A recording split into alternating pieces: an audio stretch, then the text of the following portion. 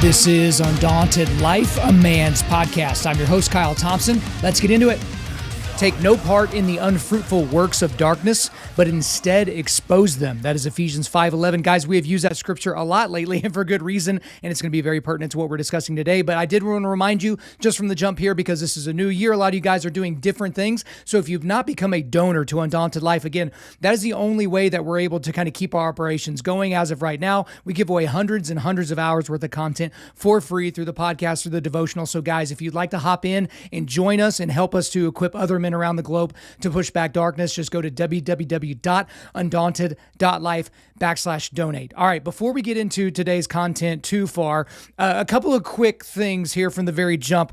There were some podcasts that we did at the end of last year, and there needs to be some corrections and some announcements. I did a review episode and a best books episode, and I said some stuff that didn't end up being completely accurate, or some things that turned out really weird, really quick. So I wanted to kind of correct the record. So part of the reason for that is because I did most of the research for some of these episodes in kind of the beginning or middle part of December, and then I recorded them early and released them. But anyway, the first thing is, I said in the review episode, the year in review episode 269, that Olivia Rodrigo, that her album this year was the best-selling album of the year. But by year's end, what actually ended up being the best-selling album of the year was an album called Dangerous, the double album by country singer Morgan Wallen. And that's according to Billboard. So I guess Billboard, where I was looking, wasn't really taking these stats into account. But Billboard actually takes the digital sales plus the sales of actual physical copies, and then also adds the streams that are being played. And so he sold the equivalent of 3 million plus albums, so triple platinum in 2021. Now, this is the country singer that you may have heard about earlier this year. I believe it was earlier, or it would have been 2021, early in 2021. He was drunk coming home in the middle of the night, and as a joke, he called one of his white friends the N-word. Right. So his neighbor was recording it, I guess sent it to TMZ. So this goes around. He's, dropped from his label temporarily. He's disinvited from all these different things. He had to cancel his, tour. He had to do all these different things. But his album continued to sell really, really, really well. Now, some people would say that they would lead you to believe that the reason that is because there's all these secret racists that are so glad that this horribly racist, basically the Grand Wizard of the KKK, said the N-word, and now they can support this guy who's so racist by buying his album. Or he's just an incredibly talented musician that writes good songs that are fun to listen to. That could be the other reason for it. But the thing about it is he kind of didn't do himself any favors this year, because he had a very, very big year, but he just kept stumbling over himself trying to continue apologizing. And the thing about it is the public doesn't deserve an apology for that. And this isn't an entire, episode about Morgan Wallen or any of this stuff that happened. He did not refer to a black person and call them the N-word, which is where that word becomes offensive, right? He used that word towards another white person. It was tasteless. It was something he shouldn't have said. It was sinful what he did. But this idea that he shouldn't be able to have a career anymore, I think the guy's in his 20s. Let him learn from his mistake. Don't get drunk and say stupid things. Don't have really stupid words in your vocabulary. Now, I would be singing off a very, very different sheet of music if he had referred to a black person using that word. I don't care if he's drunk or not, or high or whatever. That would have been absolutely unacceptable. Is it unacceptable enough for him to not have a career anymore? That's, I guess, worth your debate. But, good for him. I did want to correct the record that he did have the best-selling album of 2021. I'm glad that at least the majority of the public has forgiven him for being such a bonehead. But also, in our best books of 2021 episode, that was episode 268, I said the worst book that I read last year in 2021 was Your Brain is Always Listening by Dr. Daniel Amen. Now, actually, there was a book that was significantly worse than Your Brain is Always Listening that I completely forgot about. It completely slipped my mind that I had engaged with this content. I don't know if I put a mental block in or something, but it's the book called Jesus and John Wayne, How White Evangelicals Corrupted a Faith and Fractured a Nation by Kristen Kobes-Dumais, or I think it's Dumais. But this is actually a woman who I was supposed to be debating on the Unbelievable podcast over in the UK. And, she was going to be representing, the feminist side, and I was going to be representing, kind of the complementarian masculinity side. And she basically chickened out. She wanted nothing to do with a debate with me. She ended up doing an interview so she didn't have to engage with me and really have her ideas challenged, right? So that was a book that, as I was reading it, one thing I had to do with this book is I couldn't read it at nighttime before bed, which is where I do a lot of my reading, because I would be so fired up at how stupid her arguments were, because she's clearly an intellectual woman. She's clearly a smart person. She's clearly a good writer. But as I said on that debate, whenever I was talking about the fact that she basically chickened out of debating me when I had to debate somebody else, I basically said she's a good example of a really, really smart person that gets all of the applications wrong. It's kind of like whenever I talked about, on the ways to avoid being a crappy man, she has a lot of knowledge, but no wisdom. I said seek wisdom, not knowledge. So she's got knowledge coming out of her ears, but she has no idea how to coalesce it into something that is cogent or even resembles the truth. So that is actually the worst book that I read in 2021 from 2021, and that was Jesus and John Wayne. And then the last one here before we get into today's content, and this is in an absolute worst turn of events or turn of news. In the year-end podcast on episode 269, I said that we could all come together and look forward to celebrating the 100th birthday of the unmatchable Betty White. Her 100th birthday would be on January the 17th of 2022, okay? That episode was released on Thursday, December the 30th of 2021, and you guys already know where I'm going with this. Betty White died the next day. The next day. On Friday, December the 31st of 2021, she took her last breath, right? About a month shy of her 100th birthday. And as soon as I got the news, I had people texting me out of the woodwork like, Kyle, did you just jinx this woman? Did you take Betty White from us? Which is obviously they were kind of being in jest, which is a little bit of dark humor. But yeah, the timing of that was not very good. I couldn't believe that she passed away. I was sad whenever that happened because she is one of those people in culture that basically everybody had nothing but good things to say about her. But I will say, I think I even said on the podcast that I was going to do something a little bit special for Betty White's 100th birthday. And here's the deal. On the 17th of this month, that is her 100th birthday, okay? She will not be here with us to celebrate it. She's moved on to wherever she's moved on to, but we are going to do something a little bit special, so be on the lookout for that. But today, in terms of our content for today, we're going to be talking about gaslighting, okay? So if you are unfamiliar with that term, gaslighting is where a person intentionally creates a false narrative and pushes that onto somebody. Okay. So basically what gaslighting is it's a form of manipulation that causes the other person or persons to question their own perceptions of the world. And this could literally even lead them to questioning their own sanity. Okay. So gaslighting, I'm sure a lot of you have kind of heard this, maybe you just didn't know where it came from or how it was used mainly or something like that, but it takes many forms. You can be gaslit by somebody with distractions to where you really need to focus on this issue that's right here in front of you, but they want you to focus on something over here. Hey, look at this shiny thing over here. We'll certainly give some more examples of that here in a second.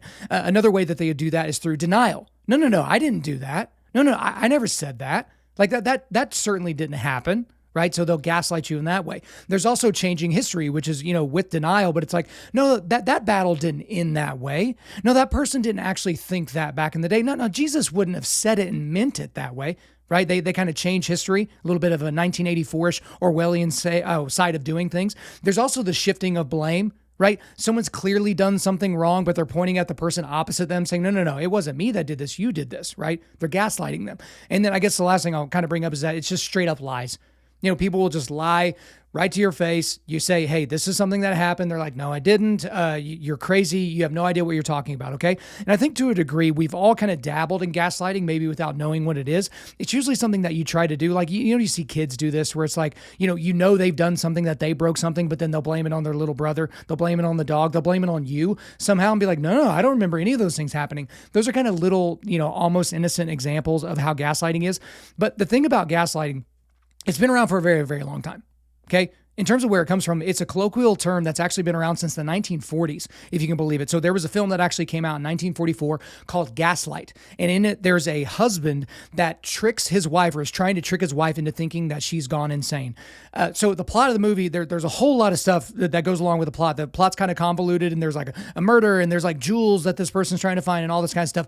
But essentially the husband tries to convince his wife that she's going insane by hiding things from her and then accusing her of losing them or hiding them them herself. He also keeps dimming and brightening the gas light in the attic of their home. And when she mentions this, he essentially, looks at her like she's crazy and tells her, it's all in her imagination. And this woman ends up kind of going crazy. And, I think it kind of ends up going okay for the woman. But that's essentially where we get the term gaslight. It wasn't used, in common vernacular for a very long time, but it is something that has kind of made it into popular culture.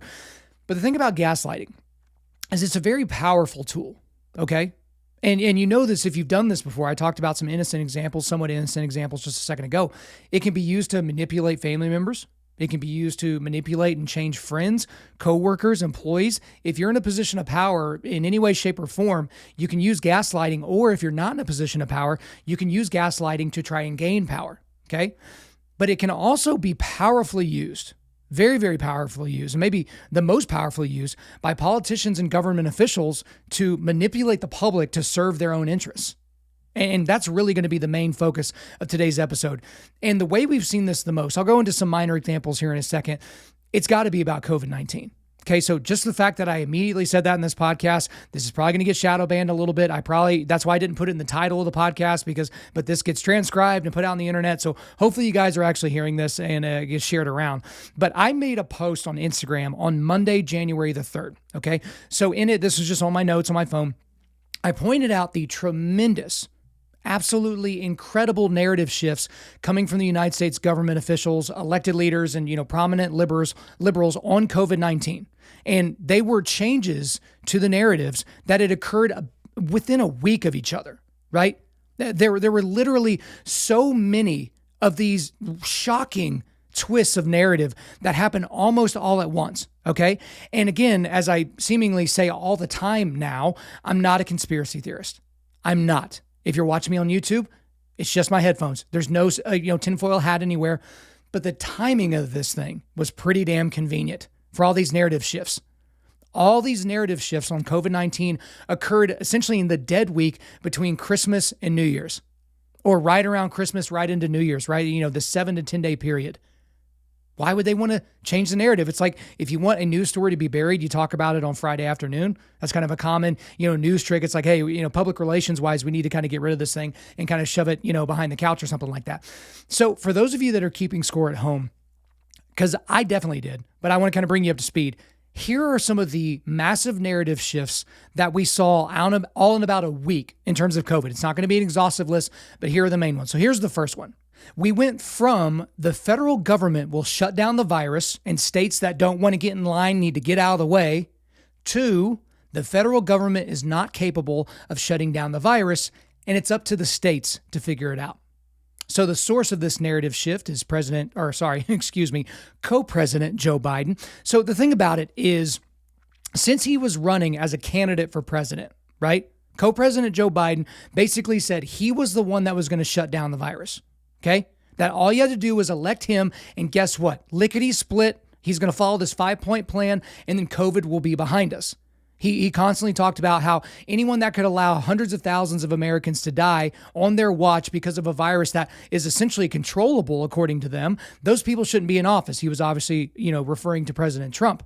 But now that he's in office and COVID's out of control, he's shifting his tune. It's very, very interesting. And this shift came really in late December. So Biden said this while he was addressing a meeting of some of the nation's governors. He said this, and this is a direct quote. "Look, there is no federal solution. This gets solved at a state level," unquote. Now, Joe Biden has hopped all over Governor DeSantis, all over, his name's slipping my mind right now, but the governor of Texas, all these red state governors, for not doing things the federal way, not doing things his way, right? Saying that, all these people are, they're engaging in propaganda and they're scaring and killing their own citizenry, those types of things. That's been the narrative this entire time. But right before he goes on Christmas vacation, Co-President Biden decides to say, hey, it's not a federal solution. We can't take care of it. Best of luck to you, states. As he's also controlling the supply of monoclonal antibodies and not just sending them to states outright. He's privileging them to blue states over red states. There's been a lot of evidence of that. They're keeping these life-saving treatments out of the hands of governors so that they can't distribute them within their states. But why the sudden narrative shift? The entire time it's been about, we can shut down COVID. We're going to be able to shut down COVID. Just elect me. We can take care of it. And it might lead to, and I'm just spitballing here because I think I said this in the wrap-up episode. Again, before we get into the midterms of 2022, the narrative is either going to be COVID is so out of control, you have to keep us in power because we're going to continue to fight it, or look at us, we've shut it down. And it'll be magic. August, September of this year, it'll be like magic. It'll be like COVID never happened. So perhaps this is a way of them getting set up for that. The second main shift was this: from we should be focusing on case counts to we should just be focusing on hospitalizations and deaths. And the source of this narrative shift is also co-president Joe Biden. Okay? Because for the last 2+ years, people like me have been screaming about the fact that case counts do not matter. You've heard me say this if you've been listening to my show for any length of time. When you hear the media focusing in on case counts and not even mentioning hospitalizations and deaths, that is a good sign that things aren't nearly as bad as they want you to believe. Because cases sound scary. I get updates on my phone from News 9, which is here in Oklahoma City, and we are constantly getting updates about the number of cases that are happening in our area. And they're like, but they'll give you the exact number of cases, and then they'll just mention, and hospitalizations and deaths are going up.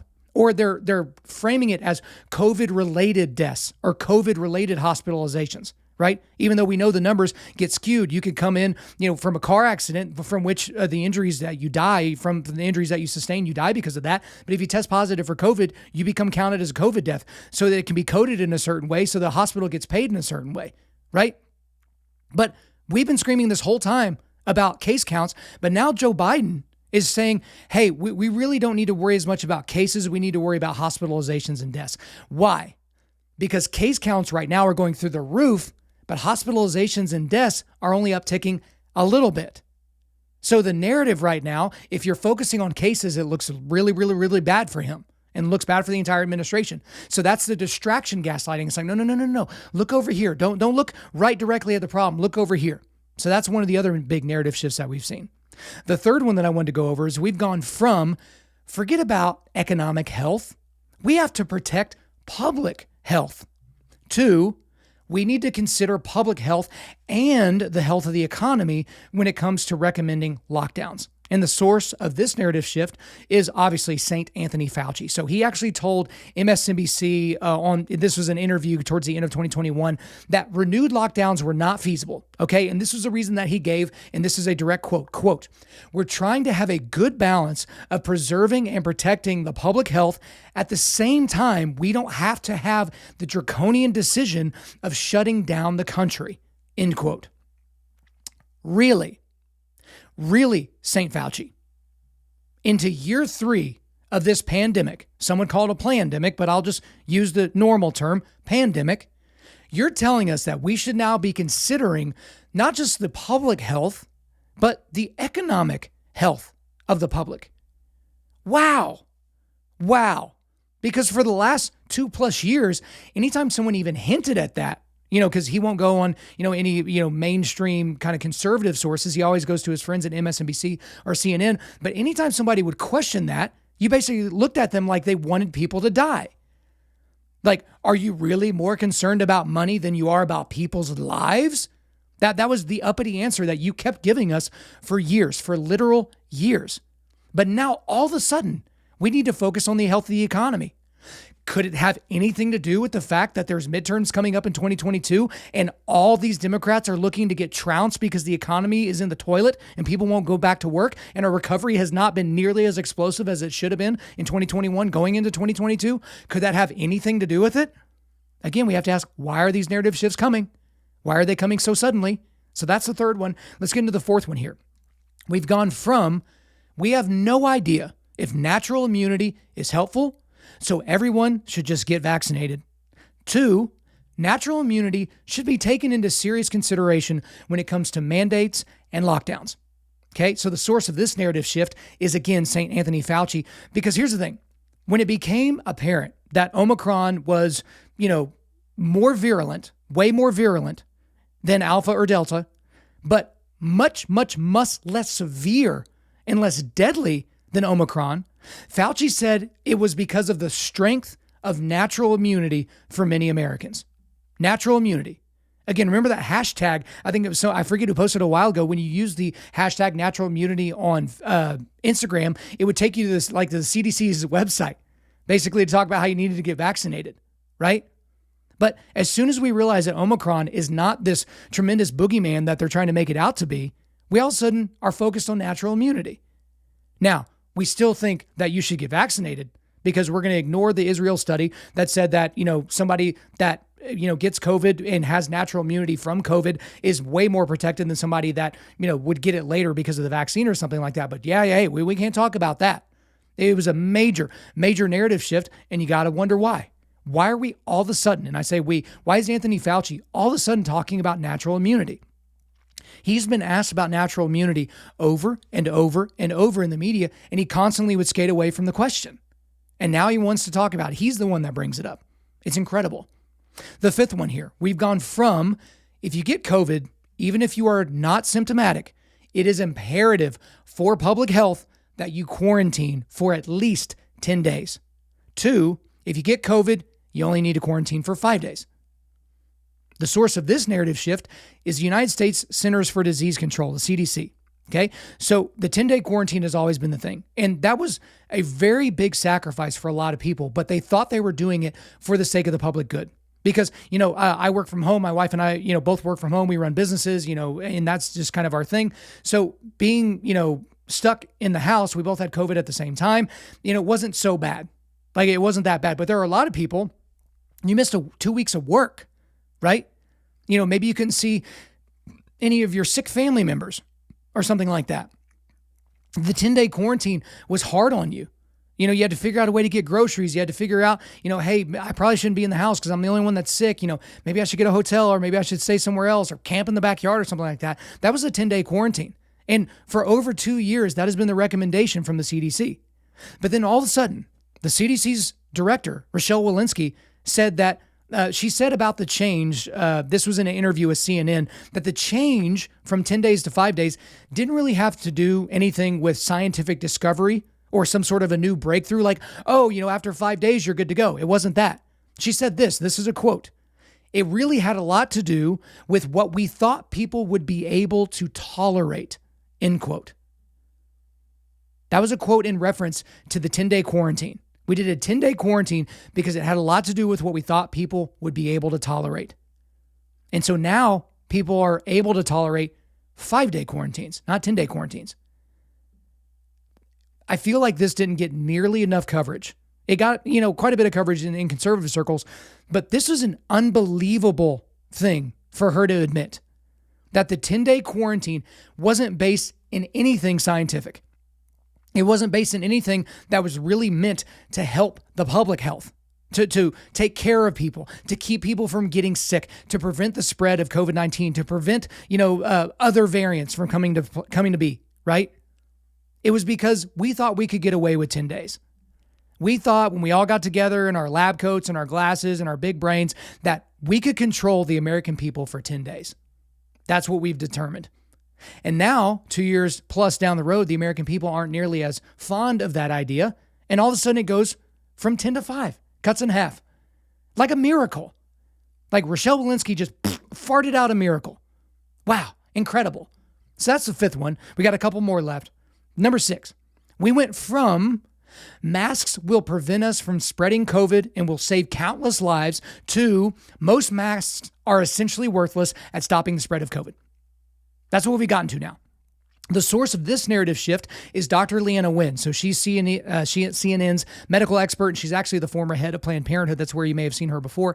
But she said this to CNN's John Burnham on Christmas Eve. She said this, and this is a quote. Cloth masks are not appropriate for this pandemic. It's not appropriate for Omicron. It was not appropriate for Delta, Alpha, or any of the previous variants either, because we're dealing with something that's airborne. We're dealing with a virus that's extremely contagious, unquote. So Dr. Leanna Wen, who for all intents and purposes has been one of the most public defenders of masking, all of a sudden comes out and shifts on Christmas Eve and says, yeah, the masks essentially don't work. It's essentially just a facial decoration, right? And she doesn't even mention the N95s or the KN95s, but the thing about those masks is, do you guys have one of those? It's either yes, no, and it's like, do you have one? Because I have one, and it's been in my truck. It's been sitting there for years. If you are appropriately using those, you can't have facial hair. It's got to be stuck to your skin, right? You need to get rid of it after, each use. When you see these doctors in the hospital, they're replacing their masks literally all the time, these surgeons and things like that. So people are using them appropriately. But these cloth masks that if you needed to go to Target or go to Walgreens or go to Lowe's or go to any of these places and walk in and do your business, you had to put on these cloth masks because, well, we don't know why. Because you have to do this because we said, that's why. But now all of a sudden it's like, yeah, these masks essentially don't work. And so now people that are on the masking side of things, they're trying to figure out, oh crap, do we still do the masking thing? That was one of our ways that we could signal virtue, is the fact that, hey, we're in stores that don't require it now, but I'm going to continue to wear it because this makes me a good person. Hey, I'm going to even get one that says Black Lives Matter. Hey, I'm even going to get one that's a rainbow because then I can communicate that I'm super understanding as well as virtuous for masking, right? Which is a dead giveaway that you're also triple vaxxed, going on your fourth vax, like those types of things. But that was just such a sudden shift. For 2+ years, we were told we had to wear these things in order to save grandma, in order to save ourselves, in order to save our kids. And that really goes in the last one that I want to talk about here. And this one's just absolutely, absolutely egregious. This is number 7. We went from, we must protect our children from this virus at all costs, to, we should really consider the mental health of our children as well as their physical health. So the source of this narrative shift is from many people. There's been a lot of people that have kind of made this shift, and it's kind of thankful that they're kind of coming to the party now, even though I think they're doing it for their own reasons, not really for altruistic reasons. But we're going to look at 2 people individually. We're going to look at CNN's Brian Stelter, and then we're going to look at the New York Times' David Leonhardt. Okay, so let's look at Brian Stelter first. So he said this on his show at the end of 2021, quote, "We collectively took action to protect the elderly from COVID. Now, shouldn't we be doing more to protect children by letting them live normal lives? Are we really going to let kids suffer even more? And are the facts about COVID getting through to the people who need to hear them?" Isn't that just such a stunning admission, guys? I forgot to say end quote, but yeah, you got the idea, end quote. Brian Stelter, for 2+ years, has been one of the people beating the drum that we should keep our schools locked down to protect the kids. That kids, if they are in school, should be masked because we need to protect the kids. That there's so many kids in hospitals and on ventilators, even though they aren't, but we got to do everything we can to protect them. And now we're worried about them living normal lives. We're worried about them being able to develop by seeing people's facial expressions, by communicating language, using the mouth and the cheeks, which is important for their development of language. But then there's a section in this article by David Leonhardt from the New York Times, and I'm going to read a big chunk of it because it just was absolutely, absolutely stunning. I mean, you guys can't even imagine, like my skin was boiling as I was reading this. But here's the quote. "American children are starting 2022 in crisis.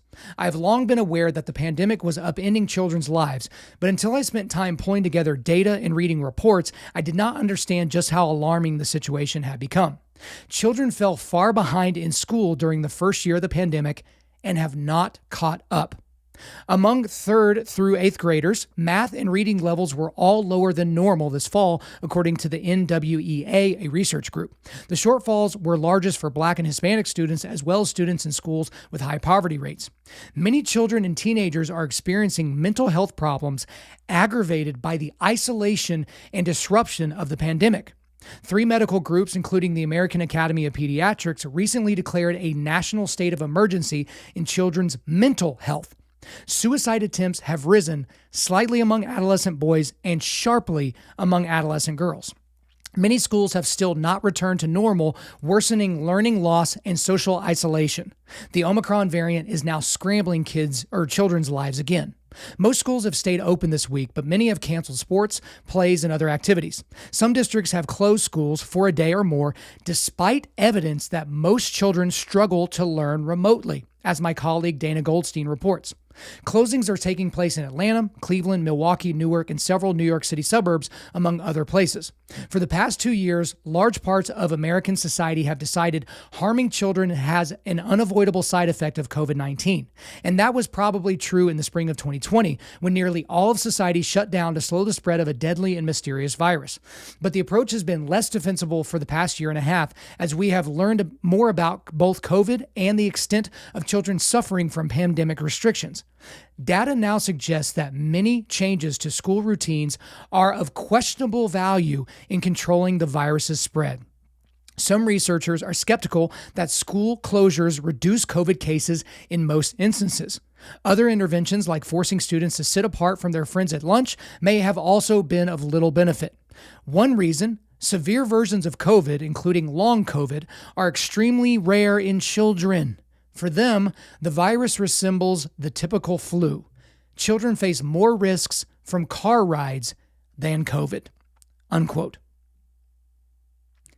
Guys, if you've been screaming at your car or at your phone that you're listening to, believe me, I want to scream super loud right now, because this entire time they've been talking about close down schools, and I didn't have a kid that was school age, or else I would have probably lost my mind by this point. We have to keep schools closed. We have to partition kids with plexiglass. We can't let them sit with their friends. We can't let them wrestle. We can't let them play basketball. We can't let them play outside even, because it's just way too dangerous. Because as of right now, and I believe this is, I forgot the person's name, but it's a doctor from Johns Hopkins, less than 20, in the entirety of this pandemic, less than 20 children have died from COVID alone. And even in those cases, they're not 100% sure that there wasn't another comorbidity. We're talking about less than a couple of dozen kids, which has not diminished the lives of those children and the suffering that their families are feeling, obviously. But this was never a pandemic that was going to affect our children. And a lot of people will point this out, but in case you haven't heard me say it before, if this had a death rate as high with children as it did with elderly people, society would have chosen to shut everything down. We would have ruined the world economy, no big deal, because there's no way in hell we were going to let this affect our kids in the way that it's affecting elderly people. But thank the Lord that kids basically get this and shake it off for the most part. It's not a big issue. There are more kids, especially teenage boys, that are being negatively affected by injuries from the vaccine than they are from actually getting COVID. They're not getting hospitalized with COVID, right? But why the narrative shift? All of a sudden, these people who for 2 years were somewhere between ignoring the problems with kids or diminishing them outright are now all of a sudden super, concerned about our children. Where did that come from? And guys, there are literally a lot more of these, but those are the main ones. And it all just changed in a very, very short period of time. Okay. Now, the thing about this is if you had uttered any of those previous statements, right? So the from statements I made, as opposed to the to statements, if you had uttered any of those statements in the last 2 years in public or on social media or something like that, even a month ago, it would have led to you being publicly mocked and derided, especially by the mainstream media, and it was likely enough to get you kicked off of all major social media platforms, including Twitter, including YouTube, which is technically like social media now, and you would have been branded as a conspiracy theorist. If you would have said any of those things, even when you had the data to back yourself up the entire time, it was, oh, you just don't care about people. You just don't care about old people. You want grandma to die. Oh, what if it was your kid that died? Remember? It was all those things, right? So the main gaslighting that we've seen really for the past 2 years has been with COVID, but there have been other things, and we're not going to be able to dive too deep into this because I wanted to mainly make it about COVID because this is pertinent to the time we're living in. But, we've been gaslit a lot about, racist cops killing black people in the United States. Every black person supposedly unarmed that's killed by police, it's because of a systemically racist system, because, somehow cops, they were originally people that went and, found runaway slaves, and now they're basically doing the same thing in 2021 or 2022. That's basically been the narrative, right? We've been gaslit about those things. Every time something happens, we're basically focused in on it until it becomes apparent that, oh, this person probably should have been shot. And then all of a sudden we forget the story, or we just move forward with the narrative and say that, the cop was clearly racist, right? Go back to the George Floyd thing. There's still not a single person on planet Earth that has come forward with even a shred of evidence to suggest that Derek Chauvin is a racist. And yet that is a racial killing, according to tens of millions, if not hundreds of millions or billions of people around the planet. Derek Chauvin is a white supremacist racist that just wanted to kill a black man that day. We've been gaslit on that issue. But also even here recently, we've been majorly gaslit on January 6th. We hear, democracy almost died on January 6th. Did it? Did it almost die? Because what it seemed like is a march turned into a riot where a couple of hundred people broke the law, trespassed, tried to do violence to people, were motivated by some sort of random, excitement. They go in there, and then once they got into the Capitol building, they forgot what they were supposed to do. Right? This wasn't an insurrection, as evidenced by the fact that none of these people that are currently languishing in jail that were arrested for trespassing on January the 6th, none of them have been charged with an insurrection. So you're being gaslit, because every chance a prominent Democrat has to use the word insurrection, they're doing it. Oh, it was an insurrection. Really? Why didn't they have any guns? If I'm going to take over and try to overthrow, the greatest election in the history of elections, I would probably at least bring a potato gun. Something. Why were there no firearms anywhere to be found? None of these people that are currently in jail have been charged with a weapons crime. Why not? They had a weapon on federal property without the proper licensing, right? Without the proper permission. Why have they not been charged for that? Maybe it's because they didn't have any weapons on them that day. We're not even hearing about these people having knives or pipes or, mag lights or, locks that are on the ends of bandanas or anything like that. Anything that can be used as a weapon. None of those things have been found. And yet democracy almost died on January 6th. Again, I don't dismiss that as a nothing burger, as a big nothing, because it was something. It was egregious. It was gross. It was horrible. But to say that democracy almost died within hours, all the chambers were completely done, and a Republican, led Congress, was signed off by the Vice President, Mike Pence, certified the election. But we've been gaslit into believing that this was, up there with Pearl Harbor and up there with 9/11. And I even had one of my idiot friends here in Oklahoma compare what happened on January 6th to the Oklahoma City bombing. He said it was the same motivation that connected those two things. So a lone wolf guy, or basically a guy that had a little bit of help, kills 171 souls. There were 168 people that died and 3 women were pregnant. So that's 171 people, 171 souls were blown up that day. And you're saying it's the same as January 6th, where the only person that died was one of the rioters, Ashley Babbitt? Give me a break. But we've been gaslit. And again, it's the power narrative, because we're going to be hearing about January 6th all the way up until the next presidential election, not just 2022 midterms. We're going to be hearing it through 2024, because they got to make sure Orange Man doesn't get back into the White House. Okay. But now we need to transition into why we should even care if we're being gaslit. Because I know I can kind of hear from a lot of you guys. It's like, okay, Kyle, it's like, look, I got to run my business and I got to take care of my family and I got to do all these other things. I can't really worry about whether or not I'm being lied to or being gaslit. Is that really something we should be focused on right now? And the reality is that you should be. Okay. So the first reason we should care about that is that honesty is a really big deal. Honesty, integrity, those are big things. And I was thinking about this, and Proverbs 6 came to mind. This is verses 16 through 19. There are 6 things that the Lord hates, 7 that are an abomination to him: haughty eyes, a lying tongue, and hands that shed innocent blood, a heart that devises wicked plans, feet that make haste to run to evil, a false witness who breathes out lies, and one who sows discord among brothers. I mean, a lying tongue, a heart that devises wicked plans, a false witness that breathes out lies, and one who sows discord among brothers. That's gaslighting. So if you're a serious person, if you're serious about the Bible, if you're serious about sin, you should care about honesty. You should care about integrity, like clearly. But another reason why we should care about this is there's no such thing as quote unquote your truth or quote unquote my truth. There's no such thing. There's only truth. And that's capital T, truth, right? We live in this postmodern era where, for a lot of people, and this is even in Christian circles, we're so afraid of offending somebody that we're going to allow them to change reality into their form of truth. We're not going to call someone out for propagating a narrative that is not true, that is a lie, that is made up or fabricated, because we don't want to be offending towards them. We don't want to offend them and their sensibilities. And so we've allowed this postmodern notion that truth is relative to creep into our livelihoods, to creep into our culture, to creep into our churches. But the reality is things are either true or they're not. So I said earlier, that COVID is not affecting kids in the way that it's affecting elderly people, as an example. That's either true or it's not. That's not a bumper sticker. That's not a narrative.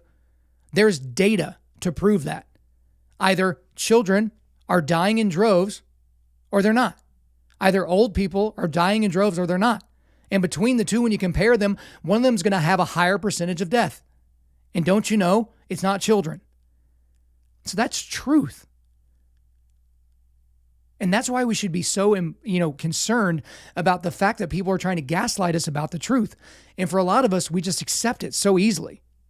And another reason why this is really important, it should be important to us, is it should always concern us when our elected officials or, unelected government bureaucrats lie to us to manipulate how we act. Lie to us to control our lives, to control our businesses, to control our families, to control our congregations. Because here's the whole thing. And I've started saying this recently, and I've said it in some interviews, and, I've said it a little bit on this podcast, I believe. I'm not as concerned about the push that has been going on in the last 2 years from our government overlords. It's definitely concerning, obviously, especially what's going on, like in Australia with basically internment camps. In Europe, whenever, I think Emmanuel Macron basically was talking about unvaccinated people like they were insects. It's kind of a rough thing when you consider what happened early in the 20th century in that same part of the world. But I'm not worried about this push. I'm worried about the next couple of pushes. Because people have talked about this, like anytime you give the government more power, they're not going to give it back to the people. Well, we've just laid down and allowed the government to take over a lot of things, right? We didn't even question them. We just basically said, yeah, they probably have our best interests at heart, right? What could possibly go wrong, right? But they've pushed and they've reset the boundary. So what about the next push? Let's say 2 years from now, there's something completely different than COVID, but it's similar. Well, they've already got the new standards. What are they going to do to push beyond that, right? Again, go back to the CDC director, Rochelle Walensky, when she said this, about changing from 10 days of quarantine to 5 days, that the change didn't have anything to do with science, right? But it really had a lot to do with what we thought people would be able to tolerate. Well, we tolerated 10 days. Well, are we going to tolerate 15 or 30 or a month, or a month or longer, I meant to say, right? 45 days, 90 days? How much are they going to be able to continue to push us? Again, we're supposed to be, liberty-filled Americans, right? We got our guns and we got our liberty and we got our, inalienable rights. Like, you can't tread on us. Well, they've been treading on us quite a bit. And the thing about tyranny, guys, is there's not a big sweeping tyranny that typically happens. It's typically a slow creep towards tyranny. If you go back and study the rise of Adolf Hitler, which it's interesting for anybody that really cares about the millions and millions of people that died during World War II, not just the Jews that were eradicated systematically, but for the people that went and fought and died over there. He didn't just come to power overnight. He wasn't an overnight phenomenon. Like even a guy like Barack Obama, he was kind of like an overnight phenomenon, right? He wasn't even a senator for 2 years before he announced that he was going to be running for president. It's a miracle that a guy who literally never even, wrote a piece of legislation for Congress was able to get elected to 2 terms. Again, power of narrative, hope, change, and forward. 3 words basically got the man in office for 8 years. But when you look at what it took for Adolf Hitler to continue to change people's minds, it happened over weeks and months and years. And then it led to all the horrific things that we saw during World War II that were propagated by the Nazi Party, by the Third Reich, right? But it was a slow creep. You think about the book Ordinary Men, where these Polish police officers, they went from being these police officers that were trying to, maintain the peace to, being part of the systematic eradication of Jews, to be part of the execution squad. Well, they didn't just go from being normal law enforcement officers to being a kill squad. It happened over time. And we are slowly moving towards tyranny, one little step at a time. And this will be the last thing I say on it. That slow creep of tyranny will eventually break down the walls of your church. And as I say that, perhaps that's a good thing. Because if you've been, plugged into any Christian circles, the church is thriving in places where you think it shouldn't be. Iran, China, North Korea, Cambodia. Like some of these places, the church is absolutely exploding. It's because these people have nothing else to depend on. They don't have their money to depend on. They don't have their culture to depend on. They have to depend on Christ. They have to depend on provision from God. They have to, depend on direction from the Holy Spirit.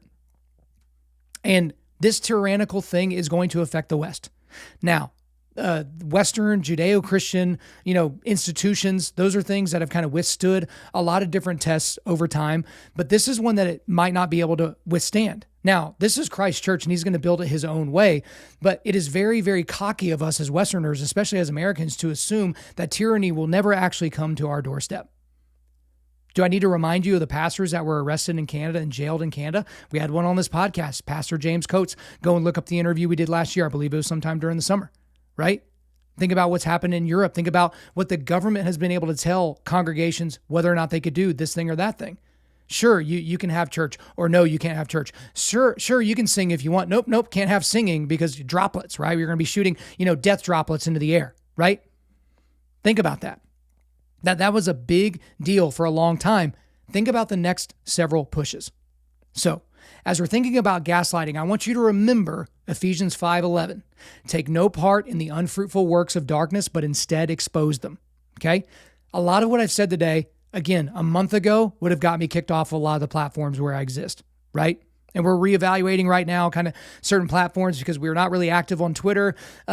We're waiting to see what's going to happen with Parler and with Getter and with all these other different platforms. Instagram, we haven't really gotten pegged too bad on there quite yet. YouTube, it's not quite big enough for people to be paying attention, but we're marching that way.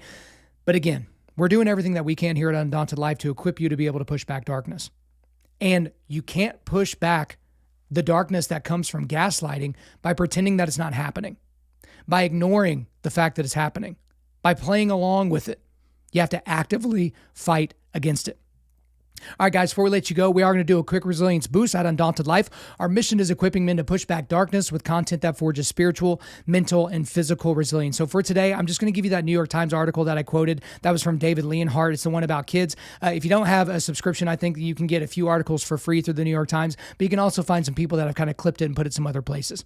All right, guys, thanks so much for listening to this podcast. We really do appreciate it. Wherever you're listening to this, please subscribe, rate, and leave us a 5-star positive review. If you want me to come speak live at your event or on your podcast, just shoot me an email to info@Undaunted.Life. That's info@Undaunted.Life. You can follow us on Instagram and TikTok and like us on Facebook, and you can check out our website for everything else, including how to donate to keep more content like this coming your way. Just go to www.Undaunted.Life. And we also want to thank the band August Burns Red for allowing us to use their music for our content. The music on this podcast is their song Cutting the Ties, which is off their 10th anniversary re-recording of their album Leveler.